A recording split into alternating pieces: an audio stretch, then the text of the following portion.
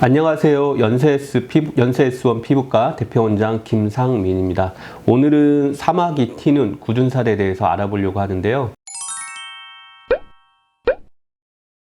저희가 외래 진료를 보다 보면 가끔 이제 어린 아이들, 초등학교 때 나이의 아이들 오면 거의 부모님이랑 같이 오게 되면은 사마귀로 오는 경우가 많아요. 근데 이제 부모님들은 사마귀인지 이게 티눈인지 잘 모르시기 때문에 거의 아이 발바닥에 티눈이 났어요, 걸을 때 아파요, 이런 식으로 말씀하시는데, 저희가 그 병변을 보면 거의 티눈이라기보다는 99.9% 거의 사마귀인 경우가 많습니다.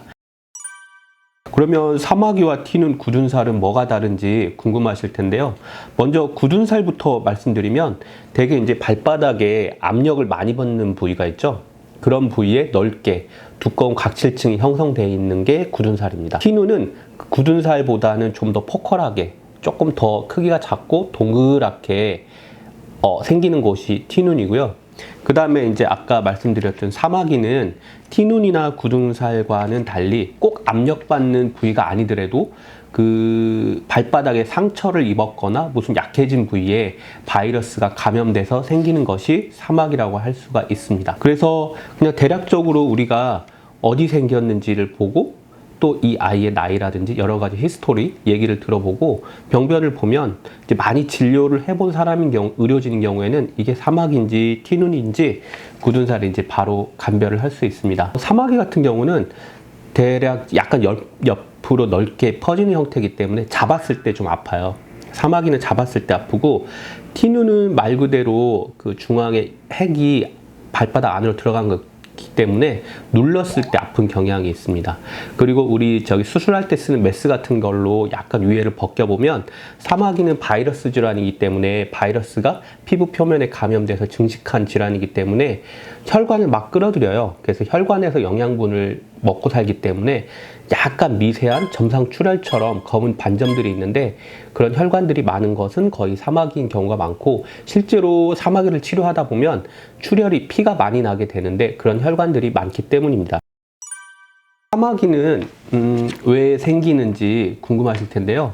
요즘 우리 주변에 코로나 바이러스 때문에 다들 경각심이 많고 예민해지잖아요. 그러니까 바이러스는 항상 인간 주변에서 인간을 숙주로 해서 기생하고 사는데, 사마귀 바이러스는 접촉에 의해서 감염이 됩니다. 그러니까 발에 사마귀가 있는 사람이 목욕탕이나 찜질방, 사우나 이런 데서 맨발로 걸어 다니다 보면 사마귀 바이러스 같은 게 바닥에 떨어지게 되죠.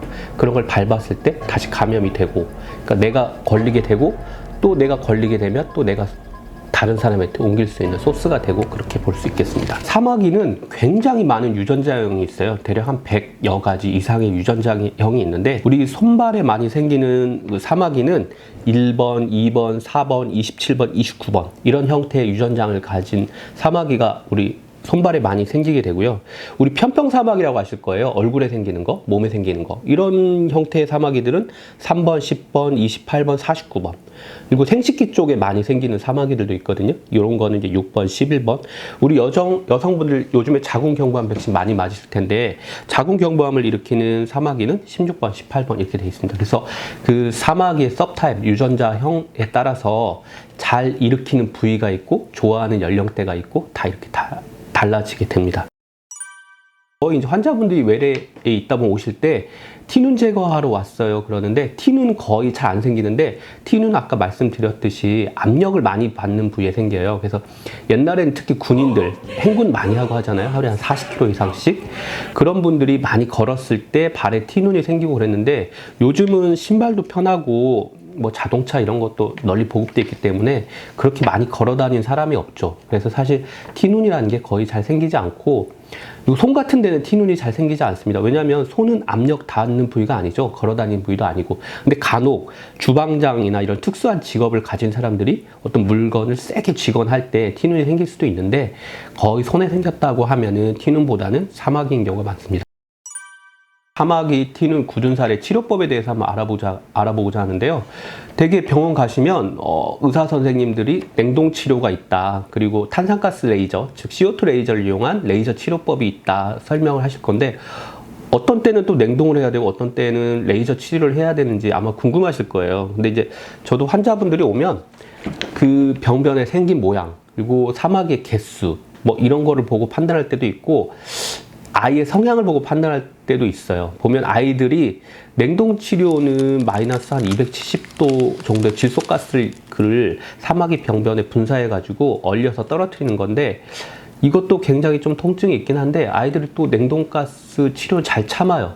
근데 그 CO2 레이저로 병변을 제거하면 처음에 주사 맞이 할 때는 약간 아픈데, 왜냐하면 발바닥이라는 게 되게 치밀 조직이기 때문에 팔이나 이런 데 주사 맞는 것보다는 굉장히 좀 아픕니다. 근데 한 3초에서 5초 정도 주사를 놓고 나면 그 다음에 시술하는 동안은 전혀 통증이 없이 또 시술을 할 수 있습니다. 근데 냉동 치료는 우리가 병원에 따라 다른데 보통 1주에서 3주 간격으로 최소 3번에서 5번을 하게 됩니다. 그래서 또 시간이 급해서 빨리 제거하고 싶다 하시는 분들은, 그런 분들은 냉동 질소를 이용한 치료보다는 탄산가스 레이저를 이용한 치료를 하게 되고요. 어떤 경우에는 사막이나 이런 것들이 각질층이 굉장히 두꺼워져 있거든요. 그런데 이런 병변에 그냥 냉동 치료만 해서는 잘 안 먹어요. 그래서 우리가 이제 많이 치료하다 보면 딱 각질층을 블레이드 같은 메스를 이용해서 딱 제거해주고 냉동 치료를 한다든지 이렇게 병합 치료를 하게 되면 뭐 더 수월하게 쉽게 제거할 수가 있습니다. 오늘은 사마귀 튀는 굳은 살의